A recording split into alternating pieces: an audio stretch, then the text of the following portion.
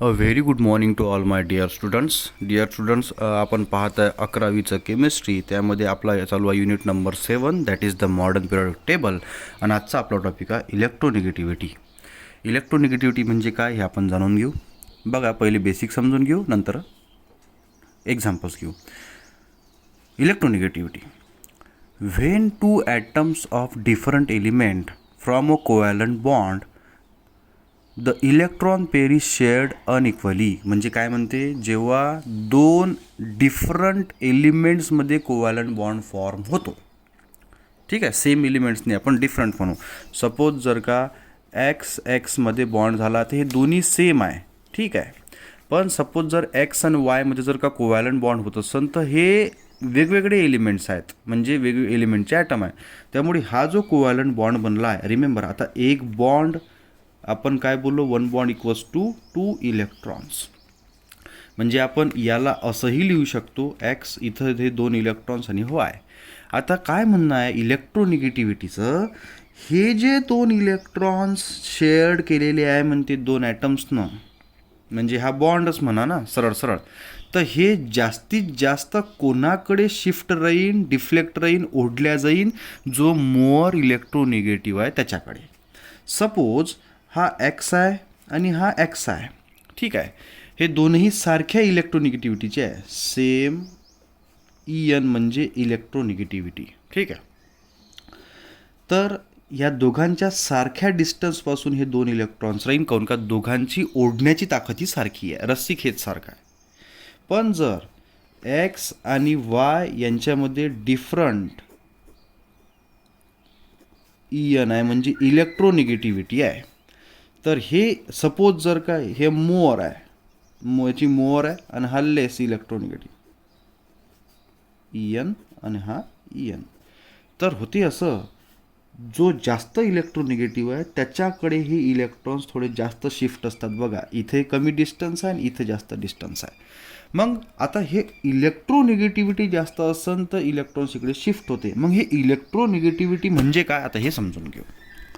काय म्हणते पहा, the ability of a covalently bonded atom to attract the shared electron towards itself. म्हणजे काय म्हणते, एखाद्या ॲटमची ॲबिलिटी शेअर्ड इलेक्ट्रॉन्स स्वतःकडे जास्तीत जास्त ओढण्याची जी टेंडन्सी आहे, त्या टेंडन्सीला आपण म्हणतो electronegativity. A tendency of attracting shared paired electron towards itself, म्हणजे स्वतःकडे. आता होते कसं, सपोज आता हा एक व्यक्ती आहे आणि हा एक व्यक्ती आहे. ठीक आहे, ठीक आहे, आता हा मोर पॉवरवाला आहे, हा लेस पॉवरवाला आहे, आणि यांच्या मधात आपण रस्सी खेचचा प्रोग्राम ठेवला. काय होणार आहे, हा जास्तीत जास्त रस्सी इकडे ओढून टाकन. का बरं, काऊन का हा जास्त काय आहे, जास्त पॉवरवाला आहे. हेच नथिंग बट द इलेक्ट्रोनिगेटिव्हिटी. म्हणून काय म्हटलं आहे, आता मग इलेक्ट्रोनिगेटिव्हिटीची व्हॅल्यूसुद्धा असते. नाव काय म्हणते, it is not an experimentally measurable quantity. आता पहिली गोष्ट तर हे काय एक्सपेरिमेंटनं मेजर केलं नव्हतं. The number of numerical scale of electronegativity were develop by many scientist. म्हणजे जसं इलेक्ट्रोनिगेटिव्हिटी आपण बोललो आहे, का कोणाचे 4 राहते, कोणाची 3 राहते, कोणाची 2 राहते, असे न्यूमेरिकल फॅक्टर्स खूप सगळ्या सायंटिस्टनं शोधून काढले होते, म्हणजे मांडले होते असं म्हटलं तरी चालेल. Pauling scale of electronegativity is one of the most use widely. म्हणजे पॉलिंग स्केल आपण सगळ्यात जास्त मोजतो. आपण मी पण सुद्धा शिकवताना पॉलिंग स्केलच्या इलेक्ट्रोनिगेटिव्हिटीच्या व्हॅल्यूनुसार शिकवतो. आता लुईस पॉलिंगनं 1922 काय म्हटलं पाहू, किंवा त्यांनी काय केलं, अर्बिट्ररीली. म्हणजे काय होते बेटा माहिती आहे का, मनमाने ढंगने, स्वतःच्या मनाने ठेवलेली व्हॅल्यू आहे ती. म्हणजे आपण काय म्हणतो, फ्लोरीनची इलेक्ट्रोनिगेटिव्हिटी 4 आहे. जो फ्लोरीन हा सगळ्यात जास्त इलेक्ट्रोनिगेटिव्ह एलिमेंट आहे पिरियोडिक टेबलमधला. ही जे 4 व्हॅल्यू आहे ना, ही त्याची 4 व्हॅल्यू कशी आहे, मनमाने ढंगनं, म्हणजे स्वतःच्या मनाने लावलेली आहे. ठीक आहे, आता याची 4 आहे, तर याच्यानुसार सगळ्या एलिमेंटची इलेक्ट्रोनिगेटिव्हिटी व्हॅल्यू त्यांनी ठरवली होती. Remember, fluorine is the most electronegative element in the periodic table, having electronegativity value is 4.0.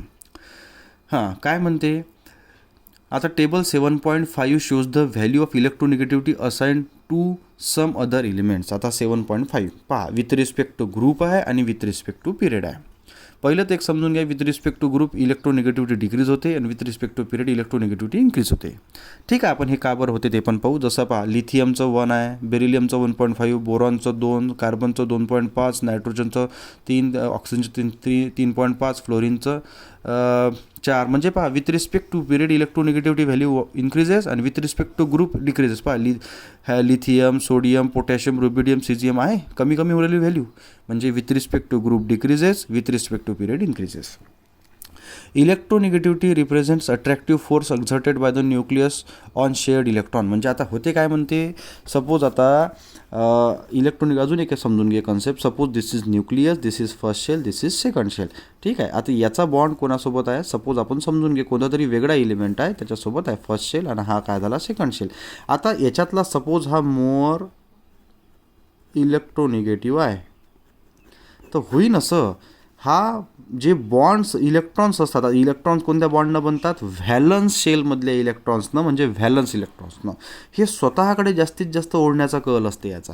हे कोण करते, याचा न्यूक्लियस जास्तीत जास्त पॉवरफुल आहे, त्यामुळे हा स्वतःकडे इलेक्ट्रॉन खेचून घेतो, त्यामुळे हा काय झाला, मोर इलेक्ट्रोनिगेटिव्ह. बघा काय म्हणते, electronegativity increases as we across the period. म्हणजे with respect to period electronegativity काय होते, वाढते, आणि with respect to group electronegativity काय होते रे, डिक्रीज होते. The size of the valence shell goes on increasing, the shielding effect. हां, आता असं का बरं होते, आपण जसं बोललेलो आहे का electronegativity value with respect to group जर आपण पाहिलं तर कमी होते. आता विथ रिस्पेक्ट टू ग्रुप पाहू काय होते. पहा आता पहा, लिथियम घ्या, सोडियम घ्या, पोटॅशियम घ्या, रुबिडियम घ्या, सिझियम घ्या, फ्रान्सियम घ्या, ॲटॉमिक नंबर वाढून राहिले. ठीक आहे, बघा ना तुम्ही याच्यामध्ये नंबर ऑफ शेल्स किती आहे, तर मग किती होईल, तर 2, मग 3, 4, 5, 6, 7. ठीक आहे, लिथियम घ्या 2 शेल, डिस्टन्स पहा न्यूक्लियसपासून किती आहे. सोडियमचं घेतलं तर 1, 2, 3 पहा डिस्टन्स वाढलं. पोटॅशियमचं घेतलं तर 1, 2, 3, 4 आहे. म्हणजे विथ रिस्पेक्ट टू जर तुम्ही पिरियड पाहिला तर ॲटॉमिक साईज ग्रॅज्युअली इन्क्रीज आहे. एक नवीन शेल ॲड होऊन राहिला, न्यूक्लियसचं लक्ष कुठपर्यंत पोहोचणार आहे, ॲट्रॅक्टिव्ह फोर्सेस कुठपर्यंत पोहोचणार आहे. त्यामुळे या विथ रिस्पेक्ट टू इथं इफेक्टिव्ह न्यूक्लिअर चार्ज डिक्रीज होऊन राहिले, आणि इफेक्टिव्ह न्यूक्लिअर चार्ज डिक्रीज होत असल्यामुळे इलेक्ट्रोनिगेटिव्हिटीची व्हॅल्यूसुद्धा डिक्रीज होऊन राहिली. ठीक आहे. हां, आता विथ रिस्पेक्ट टू पिरियड पाहू. विथ रिस्पेक्ट टू पिरियड म्हणजे कसे, इथून इथपर्यंत. जसं लिथियम झालं, बेरिलियम झालं, बोरॉन झालं, carbon, nitrogen, oxygen, fluorine and so on. तुम्ही पाहिलं तर नंबर ऑफ शेल्स ह्याच्यामध्ये किती राहते, तर 3च आहे. इथेही 3 शेल आहे, इथेही 3 शेल आहे. ठीक आहे, सॉरी इथेही 2 शेल आहे, इथेही 2 शेल आहे, आणि सगळीकडे 2-2च शेल आहे. ॲटॉमिक नंबर किती आहे त्याचा, तर 3 ॲटॉमिक नंबर. ठीक आहे, याचा किती आहे, त्याचा सरळ सरळ किती रेंज, 4 आहे, 5 आहे, 6 आहे, 7 आहे, 8 आहे, 9 आहे. म्हणजे पॉझिटिव्ह चार्जेससुद्धा तेवढेच वाढले ना बेटा, 3, 4, 5, 6, 7, 8, 9. म्हणजे न्यूक्लिअर मोर पॉवरफुल आहे. म्हणजे का बरं होते असं, काऊन की as the atomic number increases the positive charges also increases. Hence there is a effective nuclear charges increases. Effective nuclear charges जर वाढत असन तर इलेक्ट्रोनिगेटिव्हिटी वाढते, नाही तर कमी होते. Hence with respect to period electronegativity increases. So electronegativity increases का बरं होते, काऊन का इफेक्टिव्ह न्यूक्लिअर चार्जेस वाढतात. ठीक आहे, तर अशा प्रकारे हे आजचं लेक्चर होतं. पुढच्या लेक्चरमध्ये आपण पाहू periodic trends in chemical properties, त्याच्यामध्ये काही सेव्हरल पॉईंट्स पाहू. तर आजच्यासाठी बेटा एवढाच. काही क्वेश्चन असेल तर विचारायचं.